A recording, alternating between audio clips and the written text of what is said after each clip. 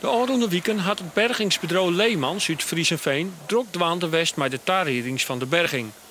Joet koert opruimen echt los. We pakken nu op dit moment de eerste grote delen van het vliegtuig. We hebben al verschillende delen vleugel en motor. We gaan eerst, als we grote delen hebben gevonden in de crashsite, dan gaan we er eerst omheen graven, zorgen dat de wrakdelen vrijkomen en dan zullen we ze in de kraan verwijderen. Na alle gedachten is de hele weekend nodig om het hele wrak boven water te krijgen. Dat valt net daar, want van de F4 van de patrouille Suisse, die op 9 juni Delft watte, is net volle meer oer. Het idee dat bestond met mensen dat wij hier een compleet vliegtuig naar boven halen. Ja, dat is natuurlijk nu naar de Rijk der Fabelen verwezen. Je ziet het zijn allemaal brokstukken en je probeert het allemaal zo goed mogelijk uit de bodem te halen. De meeste brokstukken worden in greven bezoen en op de foto zet. Want het onderzoek naar de correcte oorzaak is nog net klaar.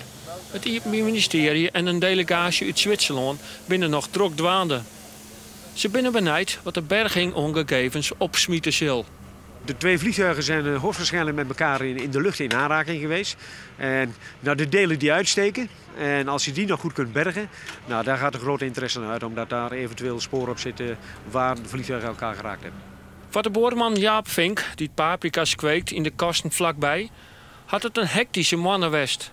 De locatie werd natuurlijk gewoon militair gebied. Dus in principe is het wel jouw eigendom, maar je hebt er niks meer over te vertellen. Je bent blij dat aanstaan alles achter de regens neem ik aan. Gewoon weer naar de paprika's. Ja, gewoon weer terug naar wat onze core business is, zeg maar. Dat is niet toestellen bergen. Het water en de groen binnen terug de crash versmargen met mineralen en olie. Het zal de komende weken alle keer afgevierd worden, want het gebied moet weer waarom in arresteerd. Als je om je heen zoekt, dan zie je dat dit een prachtig mooi gebied is. En dat moet vooral zo blijven.